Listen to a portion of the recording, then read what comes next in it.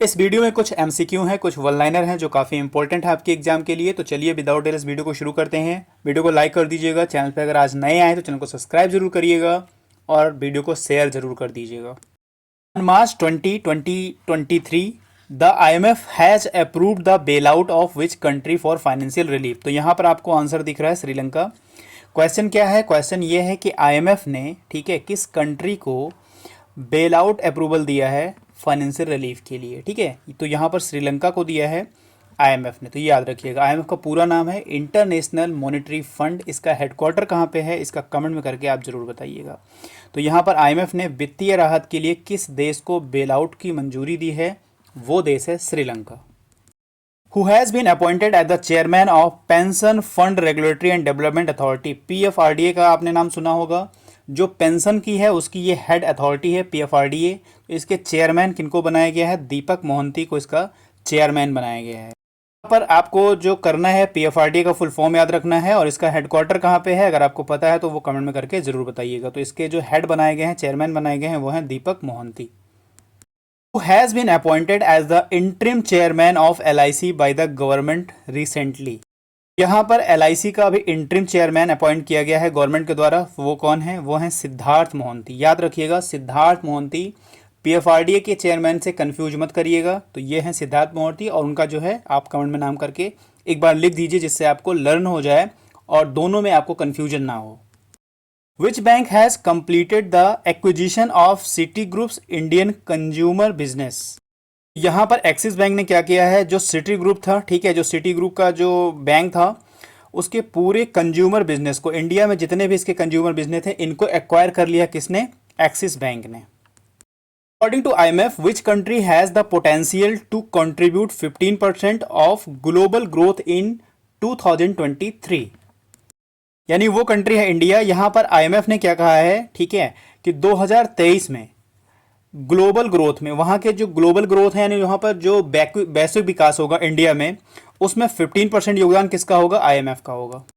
यानी भारत में 2023 में अगर देखें तो जो भी ग्लोबल ग्रोथ होना है, जो भी वैश्विक विकास होना है, उसमें 15% का जो कंट्रीब्यूशन होगा वो IMF का होगा। वो किसका होगा? IMF का। इसका फुल फॉर्म कमेंट बॉक्स में और इसका हेडक्वार्टर कमेंट बॉक्स में जरूर करिएगा।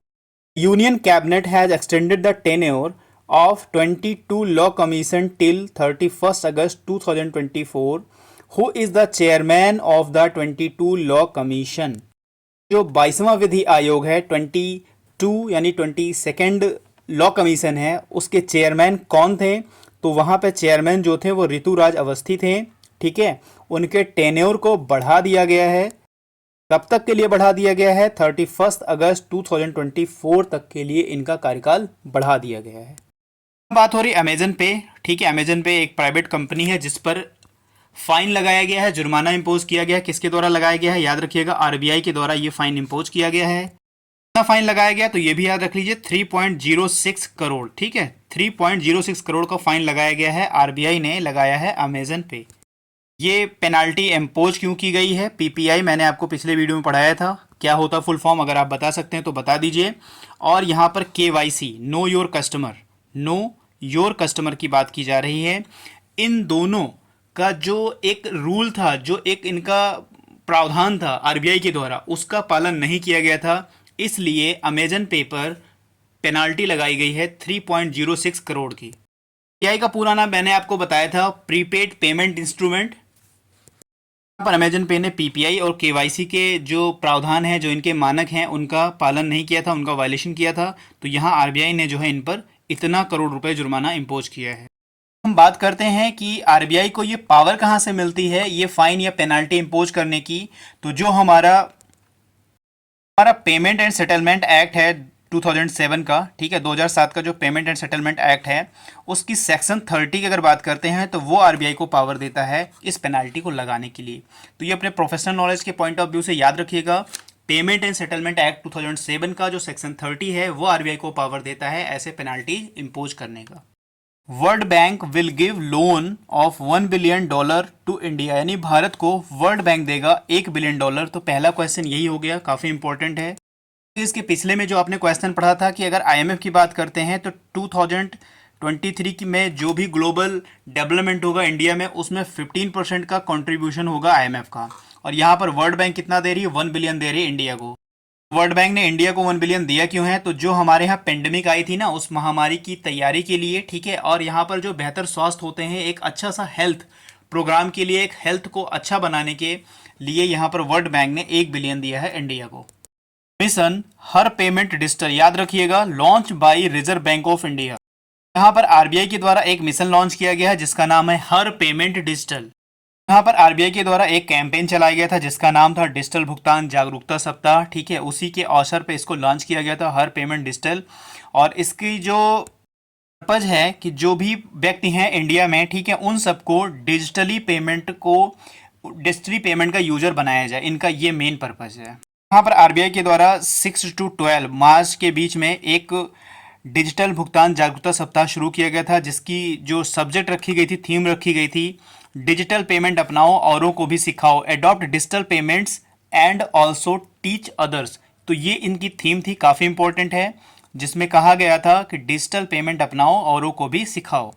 आरबीआई एक और चीज़ मनाएगा, 75 डिजिटल गांव प्रोग्राम शुरू करेगा, ठीक है, 75 डिजिटल विलेज प्रोग्राम शुरू करेगा आरबीआई, क्योंकि जो हमारी आज़ादी के 75 वर्ष पूरे हो गए हैं, इन्हीं के उपलक्ष्य में आरबीआई जो है 75 डिजिटल विलेज प्रोग्राम शुरू करेगा। इसी के साथ साथ यहाँ पर एक कंपनी है renewable energy development agency of India, ये एक कंपनी है जिसको भारतीय अक्षय ऊर्जा विकास एजेंसी कहा जाता है।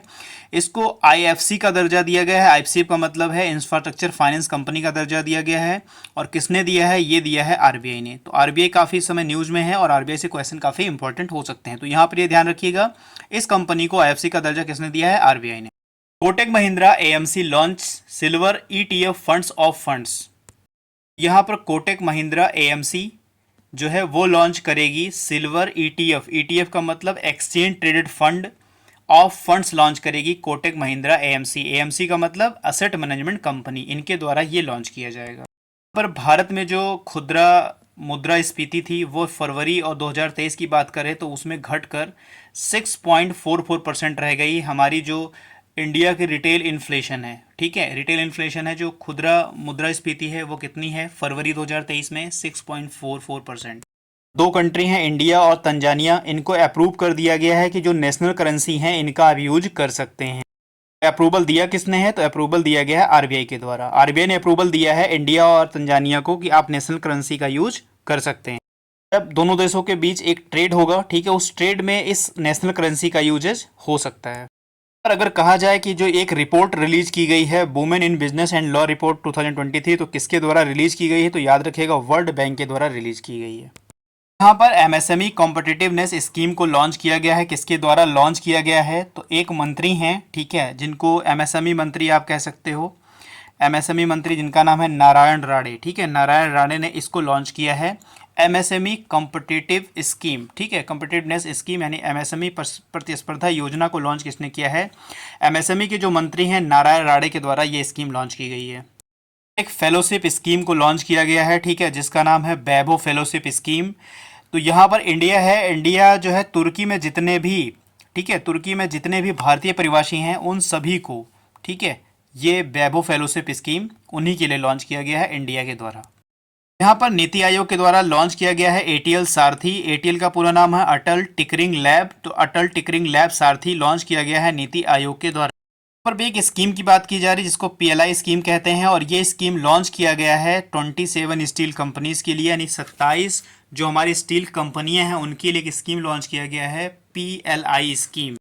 लॉन्च किसने किया है, तो ये गवर्नमेंट ने लॉन्च किया है, यानी सेंट्रल गवर्नमेंट के द्वारा ये लॉन्च किया गया है पीएलआई स्कीम, जो टोटल 27 स्टील कंपनियों के लिए ये स्कीम है। यहाँ पर आरबीआई ने ये कहा है कि जो हमारा यूपीआई ट्रांजैक्शन है वो डेली ग्रो हो रहा है 50%, ठीक है, ध्यान सुनिएगा, आरबीआई ये कह रहा है कि जो हमारा यूपीआई ट्रांजैक्शन है वो डेली ग्रो हो रहा है 50%, जिससे अब बढ़कर यूपीआई ट्रांजैक्शन कितने हो गए हैं, 36 करोड़ टोटल हो जा रहे हैं यूपीआई से ट्रांजैक्शन।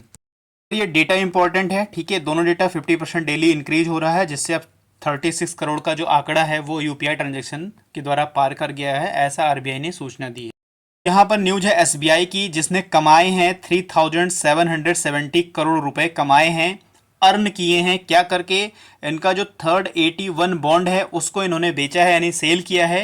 याद रखिएगा थर्ड 81 बॉन्ड को सेल किया है, जिससे इन्होंने अर्न किया है 3717 करोड़ रुपीज को कमाया है एसबीआई ने। तो ये डेटा जरूर याद रखिएगा। IDFC mutual fund rebranded itself as Bandhan mutual fund. तो यहाँ पर जो आईडीएफसी म्यूचुअल फंड जहाँ जहाँ भी इनका नाम होगा वहाँ अब बंधन म्यूचुअल फंड का नाम हो जाएगा, क्योंकि आईडीएफसी म्यूचुअल फंड ने रीब्रांड किया है अपने नेम को, यानी नाम बदला है बंधन म्यूचुअल फंड के नाम से। सारे आईडीएफसी म्यूचुअल फंड के नाम सारे अब बंधन म्यूचुअल फंड के नाम से हो जाएंगे। यानी यहाँ पर जो आईडीएफसी वर्ड है यहाँ पर अब जो है बंधन वर्ड ऐड हो जाएगा। यहाँ पर एक बैंक है सेलान बैंक, जिसने अपना नोस्ट्रो अकाउंट खोला है इंडियन बैंक में। सेलान बैंक कहाँ का है? सेलान बैंक श्रीलंका का है, ठीक है, याद रखिएगा। और इसने नोस्ट्रो अकाउंट खोला है कहाँ पे? इंडियन बैंक में, जो मुंबई की ब्रांच है, ठीक है। तो यहाँ पर इसने अपना एक नोस्ट्रो अकाउंट खोला है सेलान बैंक ने, जो श्रीलंका की एक बैंक है। यहाँ पर आरबीआई ने एक पेनाल्टी इम्पोज किया है एचडीएफसी बैंक पर। कितना? 5 लाख रुपीस का जो है एक पेनाल्टी इम्पोज किया है एचडीएफसी बैंक पर। पिछले वाले वीडियो मैंने पढ़ाया था कि आरबीआई ने 5 कोऑपरेटिव बैंक पर मोरेटोरियम लगा दिया है। उन 5 बैंक का क्या नाम अगर आपको याद आ रहा है तो कमेंट में करके जरूर बताइएगा। यहाँ पर एनसीएलटी ने अप्रूव कर दिया है मर्जर को, यानी एचडीएफसी लिमिटेड और एचडीएफसी बैंक, इन दोनों का एक दूसरे में मर्जर हो जाएगा। ये अप्रूवल दिया है एनसीएलटी ने।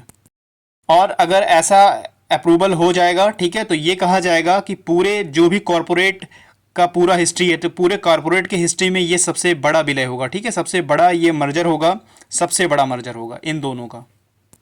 यहाँ पर आईसीआईसीआई लोम्बार्ड जनरल इंश्योरेंस के द्वारा एनीवेयर कैशलेस लॉन्च किया गया है। किसके द्वारा? आईसीआईसीआई लोम्बार्ड के द्वारा। ये जो एनीवेयर कैशलेस इंश्योरेंस है ये क्या है? ये एक बीमा है, ठीक है, एक इंश्योरेंस है जो हेल्थ इंश्योरेंस है। ये क्या है? एक हेल्थ इंश्योरेंस जो लॉन्च किया गया है आईसीआईसीआई लोम्बार्ड जनरल इंश्योरेंस के द्वारा। यहाँ पर आईडीएफसी फर्स्ट बैंक और क्रंच फिश के बीच में एक एमओयू साइन हुआ है, यानी दोनों के बीच में एक समझौता हुआ है। समझौता क्यों हुआ है? कि जो हमारी ऑफलाइन रिटेल पेमेंट है, ठीक है, ऑफलाइन रिटेल पेमेंट के लिए एक ये लोग पायलट प्रोजेक्ट लॉन्च कर रहे हैं, जिसके लिए इन दोनों के बीच में एक समझौता हुआ है। पर्पज़ क्या होगा इनका? पर्पज़ ये होगा कि जो ऑफलाइन भुगतान है, ठीक है, ऑफलाइन पेमेंट है, उनको जो है बढ़ावा देना। यहाँ पर जो एक ऑफलाइन भुगतान को बढ़ावा देने की बात की जा रही है, यानी ऑफलाइन पेमेंट को बढ़ावा देने की बात की जा रही है, वो ऐसे कस्टमर के लिए बात की जा रही है जिनके पास नेटवर्क नहीं है, जिनके पास नेट नहीं है, कनेक्टिविटी नहीं है। तो वो पेमेंट कैसे करेंगे? जिनके पास फ़ोन नहीं है या नेटवर्क नहीं है, कनेक्टिविटी नहीं है, तो वो कैसे पेमेंट वगैरह करेंगे? तो वो विदाउट नेटवर्क कनेक्टिविटी के, यानी ऑफलाइन मोड में पेमेंट करेंगे। तो इस तरह के लिए ऑफलाइन पेमेंट को बढ़ावा देने के लिए आईडीएफसी फर्स्ट बैंक और क्रंच फिश के दोनों के बीच में क्या हुआ है? समझौता हुआ है, टाई अप हुआ है। आज के वीडियो में बस इतने ही प्रश्न थे जो काफ़ी इंपॉर्टेंट हैं, जो रिलेटेड हैं बैंकिंग और फाइनेंशियल अवेयरनेस से। तो आप इन्हें रिवीजन जरूर करिएगा, याद जरूर कर लीजिएगा। चलिए मिलता है नेक्स्ट वीडियो में। God bless you to all. Thank you for watching. Video को लाइक करिएगा, दोस्तों के साथ शेयर करिएगा और चैनल को सब्सक्राइब जरूर करिएगा।